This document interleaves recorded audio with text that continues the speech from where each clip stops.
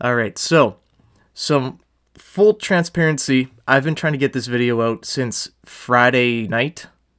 Maybe Friday evening. I don't know. Friday. I've been trying to get this thing done. And I keep having to redo it because every time I get close to finishing, something else gets said or something else happens that kind of retcons what I'm hoping about the Winnipeg Jets. And it just keeps getting worse. Obviously, exit interviews and, locker cleanouts have happened. The players have been interviewed. And it couldn't have been any more out of left field than I could have ever imagined. I I'm just at a loss for words at how stupid this organization is top to bottom. And this weekend, we've really found out who the Winnipeg Jets are. And they're a bunch of guys that are just happy to be here, truly. As long as you make the playoffs, it doesn't matter what happens. You are, it's a win in their books. And that is unacceptable. And I can't believe that I'm sitting here right now after watching Kevin Cheveldaev's, end of the season presser and what he had to say, and it's just unbelievable. I just can't believe the tone deafness from True North, the team, the players, the coaches. I can't believe it, and this is one of the lowest points as a fan for me. It's really hard to cheer for this team. It's no secret. I've been saying that. It's hard to cheer for this team, going back to February. It's really hard sometimes because, the effort isn't there and whatever else, right? But here we are in a situation where it would be perfect to rebuild. Start the rebuild. It wouldn't even take that long. Like, honestly, it wouldn't even take that long. The Jets have some very good prospects that are very close to being NHL ready. And imagine what else you could add from, a Pierre-Luc Dubois trade, a Connor Hellebuck trade, a Mark Scheifele trade. If you could get anything for Wheeler, something there.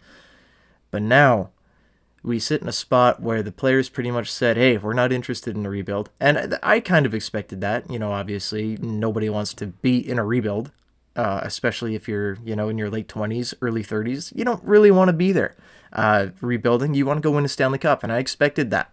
But one thing that I did not anticipate was the amount of players really, really upset at Rick Bowness over his Game 5, post-game press conference, where he called the team's effort disgusting, how there was no pushback, and how he was frustrated going back to January and February, just like a lot of us fans were, because, we're seeing the product on the ice. We know that they can do better than that. And the pride just wasn't there, the effort level not there, and it's very blatantly obvious that it wasn't. So I don't understand why all of them were so pressed about it. I don't understand that at all. All of them were, I wish he would have told us in person. He's been doing this for months because you guys can't figure it out. He's been doing this for months. He's been challenging the top six pride. He's been challenging everybody on the team to work harder and, take their game a little bit more seriously. Try harder out there, show some heart. And just now, you're like, oh, I wish he would have, talked to us and been more transparent. How could he be more transparent? I don't think he was in the locker room patting you guys on the head saying, oh, good effort, and then going to the media and being like, oh, yeah, no, we have to be better. What world are they living in? I'm just floored. I can't believe it.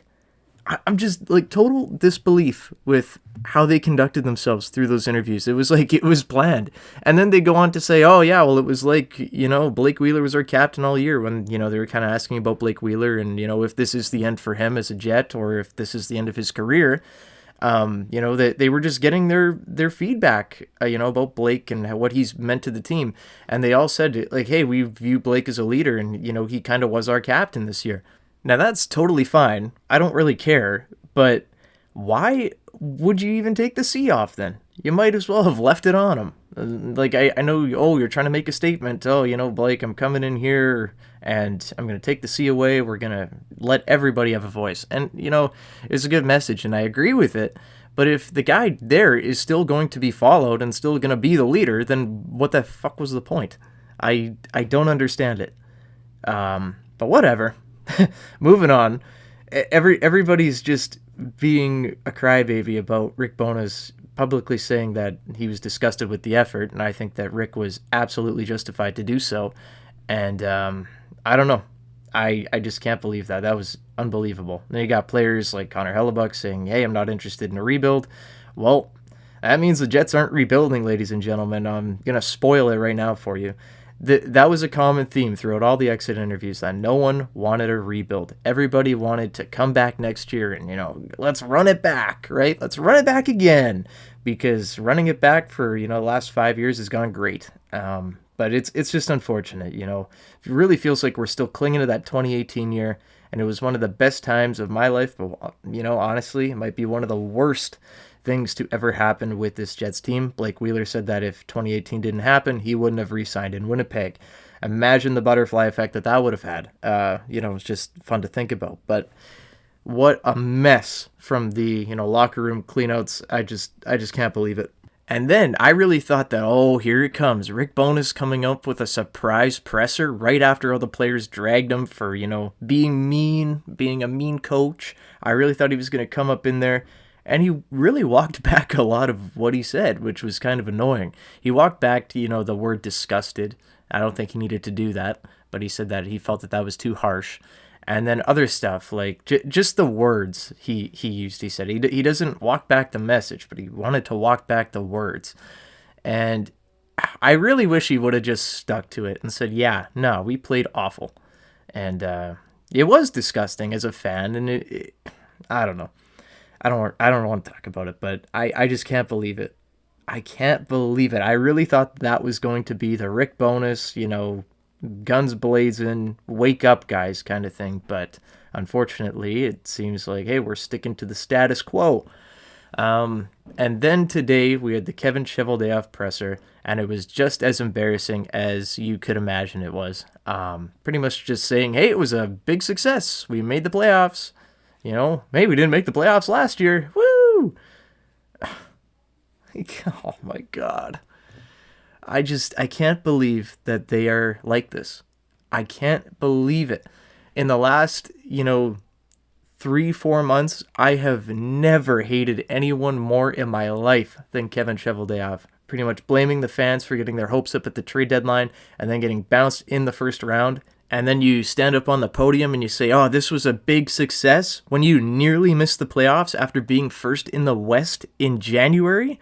We almost set a record for the fastest fall off in NHL history. The fastest team to go from first to out of a playoff spot.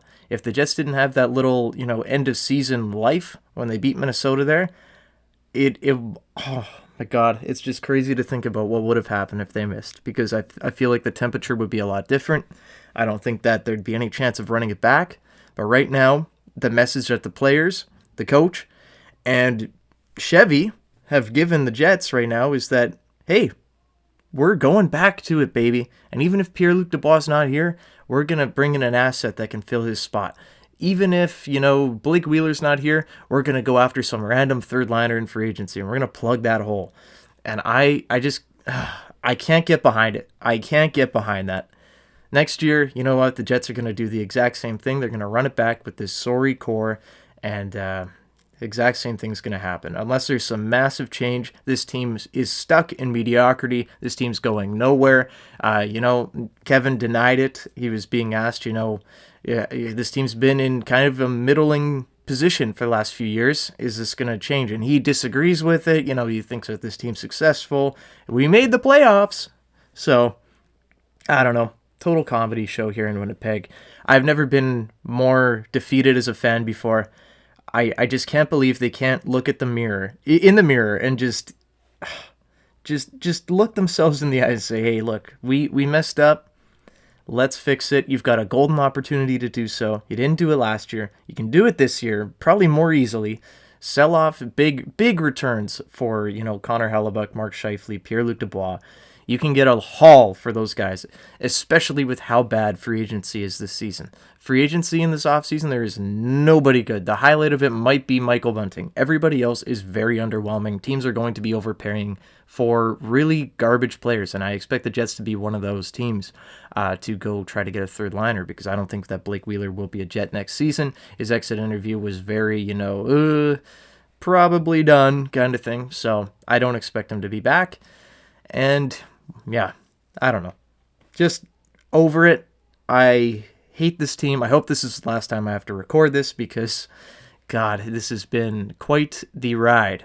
Yeah, I don't know. I'm disgusted, to quote Rick Bonus. But what do you guys have to say about the org right now? I'd love to hear from you guys. Leave a like and subscribe, as always. And I'll see you guys in the next one. I don't know what the next video is going to be, but yeah, hope you enjoyed. Bye-bye.